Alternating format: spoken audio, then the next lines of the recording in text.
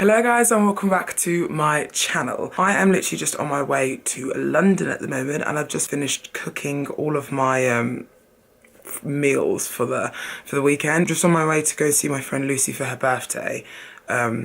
And I'm literally packing up my entire life. I'm making sure that I have all my meals with me so I don't forget to eat. I'm just gonna give you a few quick tips on taking your food with you to places, like if you're staying away and stuff, because I've had so many questions where people are like, I don't have time, I always have to have something on the go and stuff like that, and I'm like, for me, that's excuses in my head. Like, I've literally just taken an hour of my day to cook all my meals, the rest of my meals for today and a few of my meals for tomorrow. Well, it literally took me like 45 minutes. That is it. Obviously, for me, this is my lifestyle, so I love doing it. I love cooking, making my meals, making sure I'm organised and stuff like that. Some people, for me, I feel like it's an excuse sometimes where people are like, I don't have time to make stuff, or I don't want to take my meals with me or something like that, which is fine. That's totally fine, because obviously not everyone wants to do this lifestyle. Not everyone wants to have this lifestyle where they have all their meals in Tupperware, which is fine.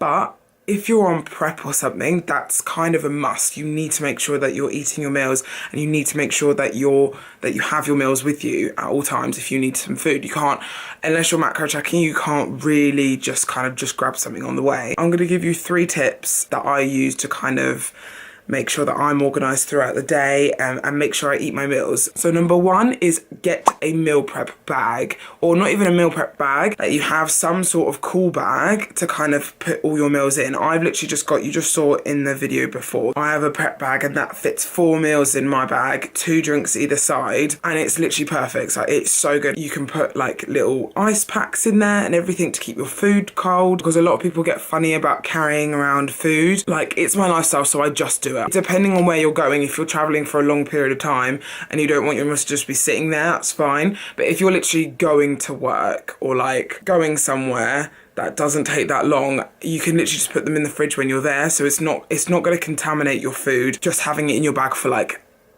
an hour or something. I think anyway. I've done this for so many years now, and like, I've never got sick from food like that, so don't worry about that. Tip number 2 is something that I always do, because I'm really bad when it comes to eating food, especially when I'm working at my desk or something. I will be working for hours just typing there, like, and I will forget about food. I always do. So I have, people are gonna be like, that's weird.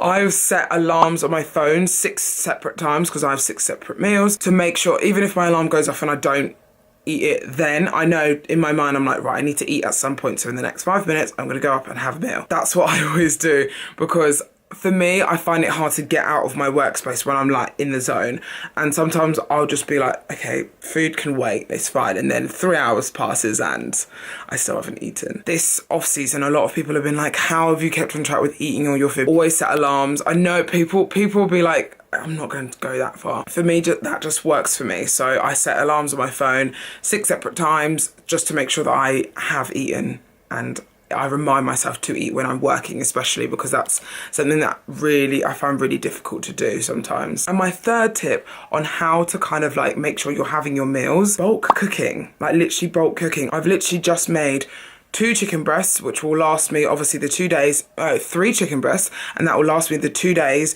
that I'm away. And then when I get back, I have 1 for Monday as well. Because if I get back late and I'm tired and I can't be bothered to cook, then my meals for the next day are already done. So bulk cooking for me has really helped me stay on track with my meals. And I know that's kind of an obvious one. I don't like bulk cooking like for a week, because I think that's really gross, but bulk cooking for like a couple of days is fine. Obviously you can bulk cook for a week if you wanted to, but I personally don't like doing it. Also, bulk buying is a good way of doing stuff. Like you just saw there, I was putting my chicken in plastic bags and I freeze them. I put them in the freezer, and then when I take them out, I'll let them defrost overnight, and then I'll cook them the next day, or I'll put them in the microwave to defrost and then cook them. Easy. There are ways of doing it. I feel like it's just excuses for people sometimes. That's just my lifestyle I love to live, and I know people obviously don't want to cook their meals in advance and eat out of Tupperware all the time, but if you are on prep and you're doing a bodybuilding competition, then most of the time, well, I feel anyway, most of the time you will have to eat out of Tupperware, so it will be something that you would have to change. So yeah, that's just my little tips to being organised. But I need to go to London now, so I'll see you in a bit.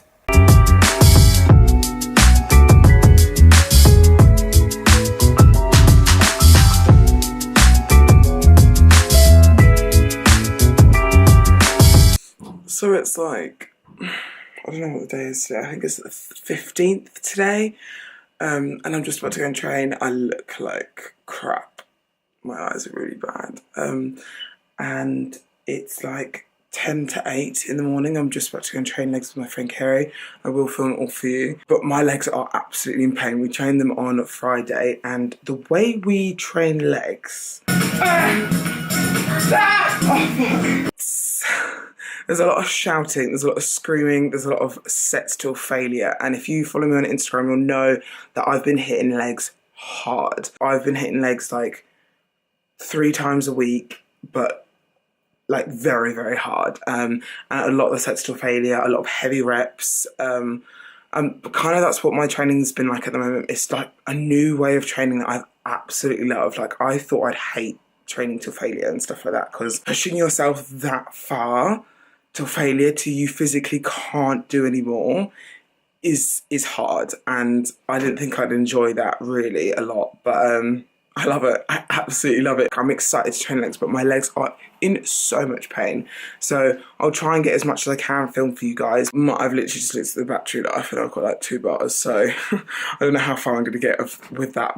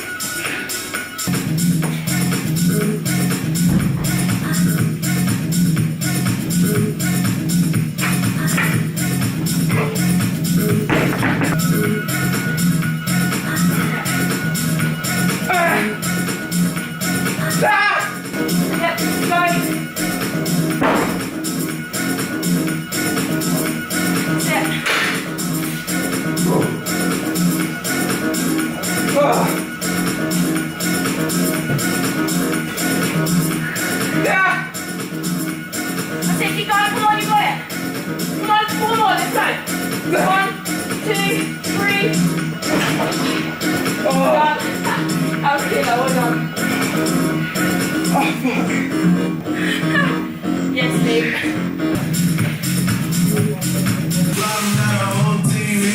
Started from the bottom, now we here. Started from the bottom, now my whole team here. Started from the bottom, now we here. Started from the bottom, now the whole team here.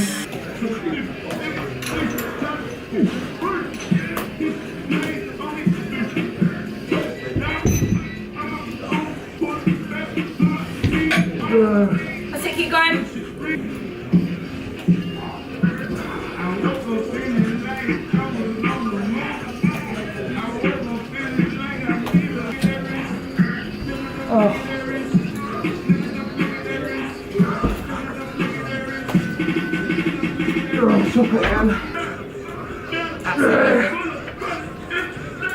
Come on, let's go. Give me a few more. Let's go. I've got it.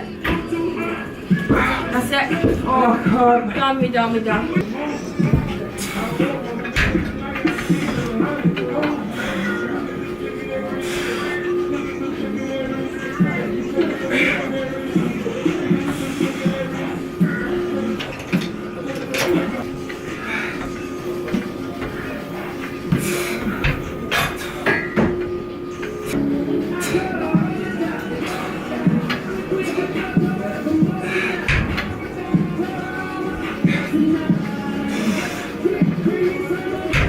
Yeah.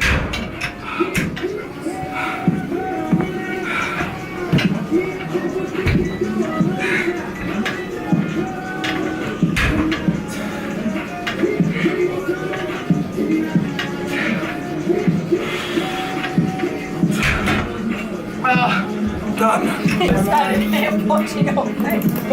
Brilliant. Oh my god. I finished and I was like, I could do more. You're taking it off for me. Real friends right there. I'm tired. But I need food. Stupidly, I didn't wake up early enough. Kerry came like 10 minutes early to go to the gym. So I had my pre-workout meal literally at the gym, which was a bagel and jam. And I was bad at this, so all I've had today is a bagel and jam. But I mean, it's only 9:30, so it's not like a big deal. My post-workout meal at the moment, on a leg day, is 125 grams of Cocoa Pops, which I'll have in a minute, a squares bar, and then a protein shake. So I have most of my carbs mostly at the end of my workout because that's when I most need them really. So actually no, I've got more carbs today because he upped them last week. So I've got a crumpet and jam as well as the Cocoa Pops and the protein shake and a squares bar.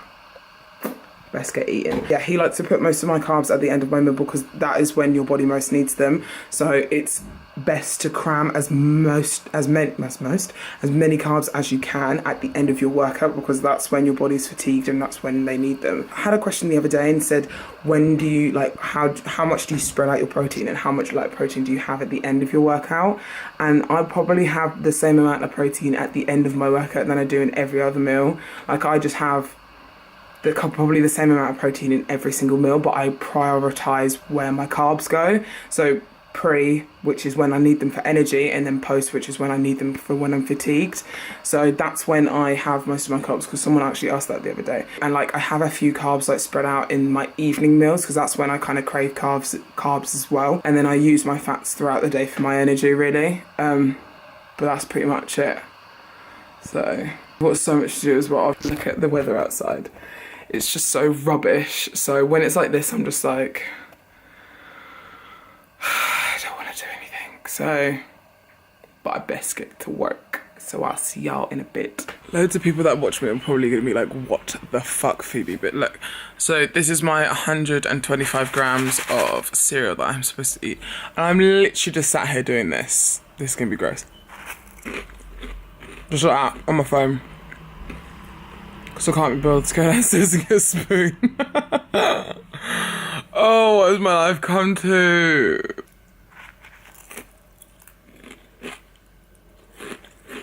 Sorry. This is who I am.